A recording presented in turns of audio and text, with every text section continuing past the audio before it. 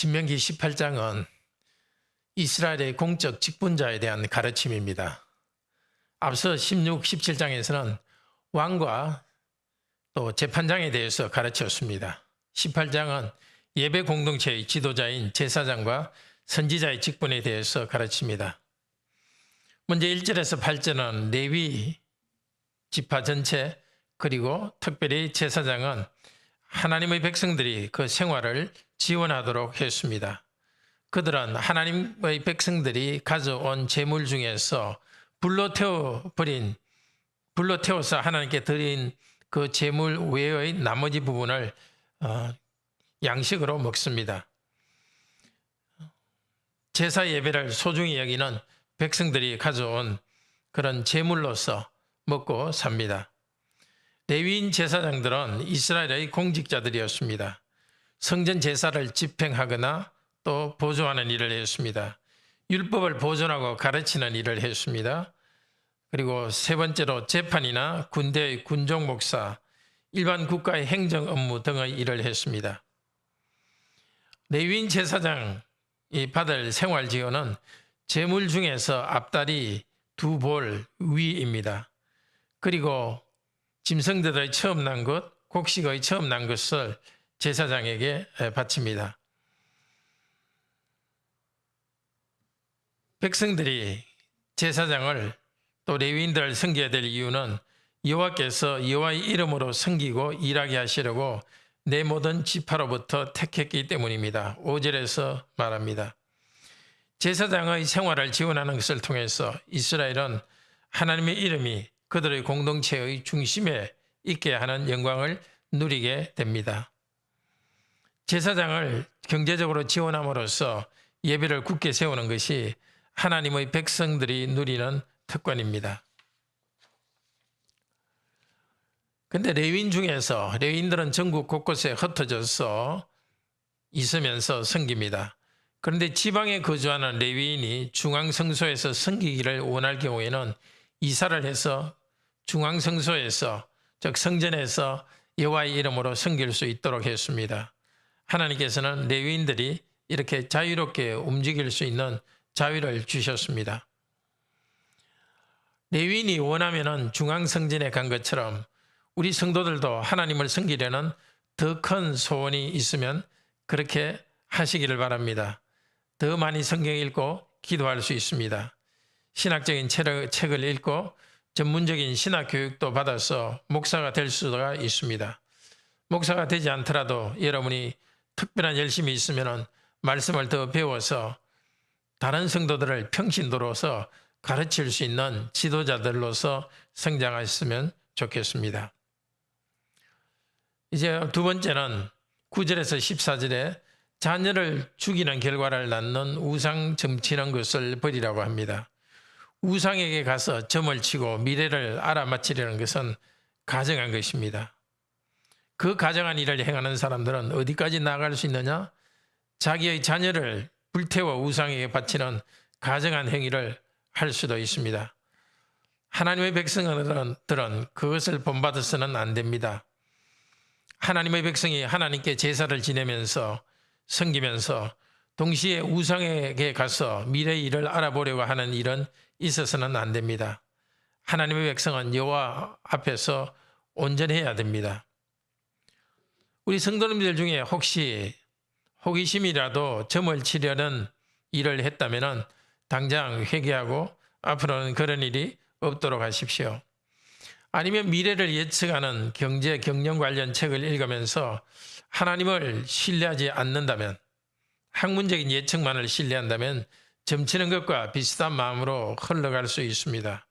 우리는 모든 좋은 지식을 수용하지만 미래의 주인은 항상 하나님이심을 알고 신뢰합시다.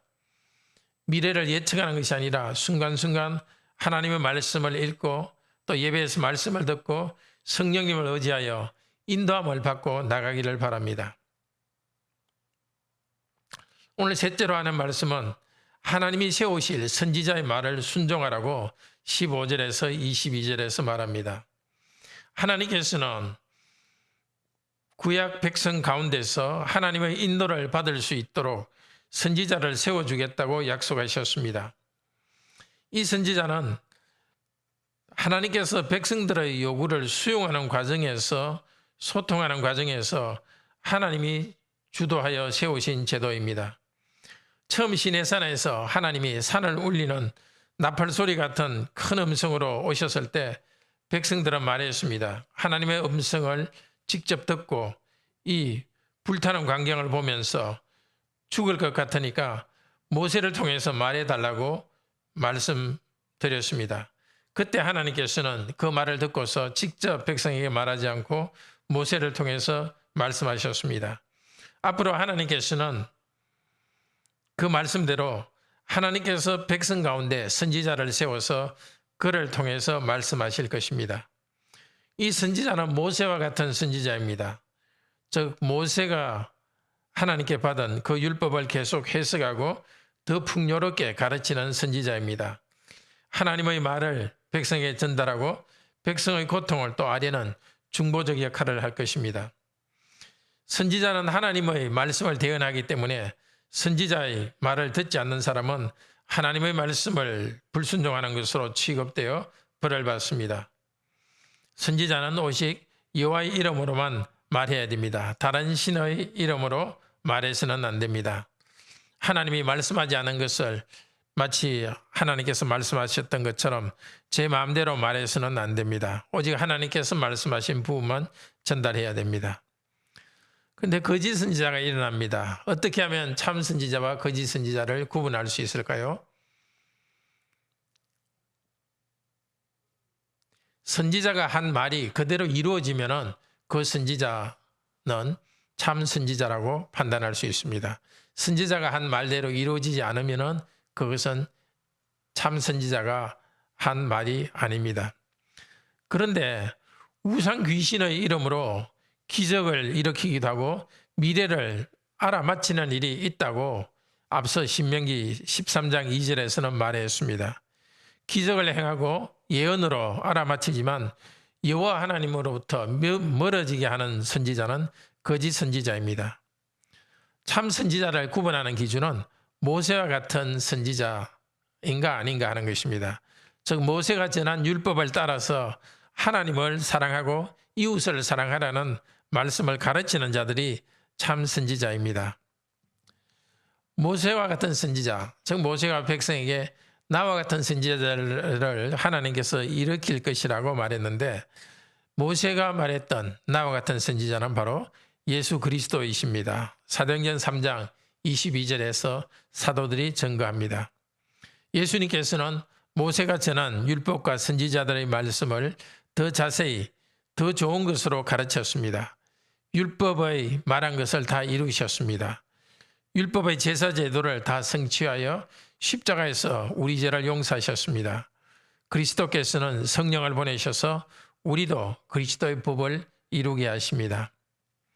형제자매 여러분, 우리 교회에 참 선지자의 복음 메시지가 계속해서 신실하게 울려 퍼지도록 기도합시다.